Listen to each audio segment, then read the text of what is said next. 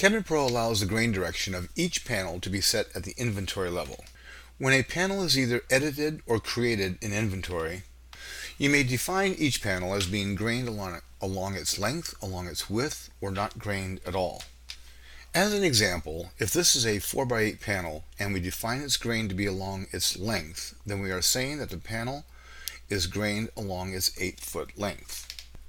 At the Material Setup screen, we can select a material setup and then select which type of cabinet we want to view what material is assigned to each part. The grain direction that is defined in inventory for a given material is displayed in the Panel Grain Direction column. Clicking on a part allows us to see some selected information defined in inventory about the material assigned to this part. You will notice that in this case the highlighted material's grain direction is also shown in the summary window, which in this case is along the panel's length. We can change the grain direction of the panel itself by editing the inventory information. Here we have access to all the panel's inventory information, where we will simply change the grain direction from length to width. Notice that the panel grain direction is now defined to be along the panel's width instead of its length. Let me change it back to length.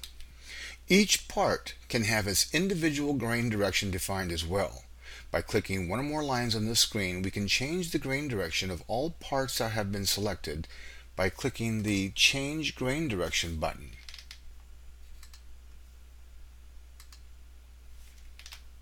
You will notice that all the parts I had highlighted have now had their grain direction changed to vertical, which is the option I had selected.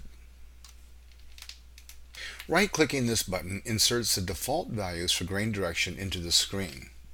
Not only can the global material setup files that exist on this screen, for example, have the grain direction of each part defined according to your preferences, as we have just seen, but each cabinet can have its parts uniquely defined of material, including each part's grain direction.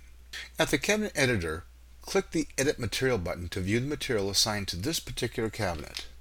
When a cabinet is first created in a job, all of its parts are assigned the material and grain direction per part that exists in the global material setup file that we just visited.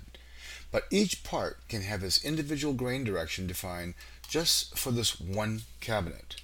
As before, by clicking one or more lines on this screen, we can change the grain direction of all parts selected by clicking the Change Grain Direction button.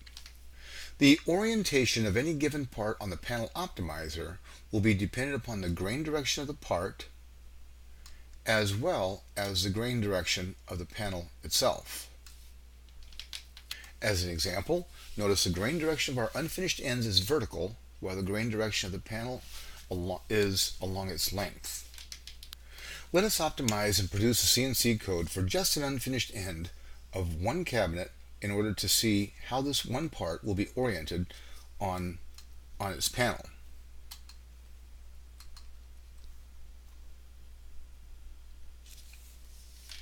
Remember, we optimize this part with the unfinished ends having vertical grain direction and the panel's grain direction being along its length. This is the way the unfinished end will be oriented on the panel optimizer. And this is the view from a CNC simulator of how the machining will be applied.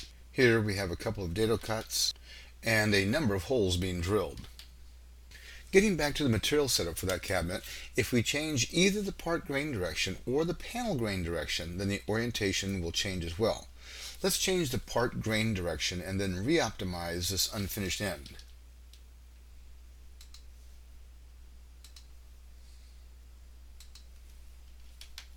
Now the unfinished end is oriented 90 degrees from what we saw before, and the machining has been rotated as well. Both Smart CNC rules and the regular cutting drilling definitions have been rotated.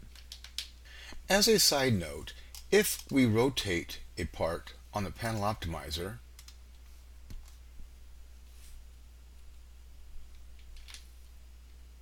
all machining operations are again rotated as well.